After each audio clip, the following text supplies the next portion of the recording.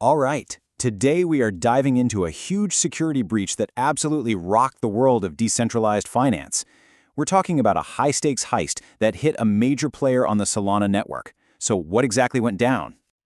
Let's just start with the number, because it is absolutely massive. Attackers made off with a staggering $27 million. And the fallout for the platform's own crypto token? An absolute gut punch. The price cratered by over 80%, basically wiping out its value for investors almost overnight. Okay, so we've got these huge, shocking numbers. Let's rewind a bit and unpack the details of how this whole thing actually happened. So it all kicked off on January 31st, 2026. Step Finance puts out an announcement, and it's the worst kind of news. Their treasury wallets, the digital vaults holding the project's own money, had been compromised. And when you look at the on-chain data, you can see exactly what they grabbed. They weren't messing around with a bunch of different random assets. Nope, they went straight for the crown jewel. Over 261,000 SOL tokens, which at the time was worth that cool $27 million. Which, of course, leads to the one question on literally everyone's mind. How? How in the world does an attacker, or maybe a whole group of them, just get the keys to the kingdom and drain the entire treasury? And here's the really frustrating part. We just don't know yet. The official line from Step Finance is that the investigation is active, but the how, the specific vulnerability they used to get in, that's all still under wraps. So what did Step Finance do in the immediate aftermath? Well, they kind of followed the crisis playbook, right? They went public with it on X, confirmed their treasury wallets were the ones hit, and called in the cybersecurity experts for help. But there was a giant glaring omission. They never really specified if user funds were affected. A huge question mark left hanging in the air.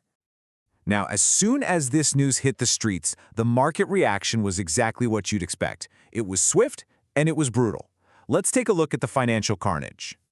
The platform's own governance token, STEP, just completely fell off a cliff. An 80% drop isn't just a dip, it's a wipeout. It's the market basically screaming that it has lost almost all confidence in the project. Now, to be fair, we have to add a little context here. This didn't happen in a vacuum. The entire crypto market was in a bit of a slump at the time, which just poured gasoline on the fire. It took a really, really bad situation and made it 1,000 times worse for anyone holding STEP tokens. So you might be asking, why is this such a big deal? Projects get hacked all the time, right? Well, to get that, you have to understand that Step Finance isn't just some random small-time app. They are a pillar of the Solana ecosystem. So what do they actually do? At its heart, Step Finance is what's called a DeFi portfolio tracker. Think of it like a master dashboard for all your crypto stuff on Solana. It pulls all your different investments, your tokens, your farming positions, all of it, into one single screen so you can see what's going on. But their influence is so much deeper than just that. You could easily argue it's the main dashboard on Solana. On top of that, they help secure the whole network by running a validator node, they have a media arm called Solana Floor, and they even organize one of the biggest conferences in the space. They are deeply, deeply embedded in the ecosystem. Yeah, they've been around since 2021, a real fixture in the Solana community. And they were making big moves too. Just in late 2024, they acquired another company to start offering tokenized stock trading. They had huge ambitions. And now, this breach just throws a giant wrench in all of those plans. And all of this whole messy situation, it really boils down to one final, massive question. A question that's way bigger than just Step Finance. After your treasury gets drained and market confidence is just shattered, can that trust ever truly be rebuilt?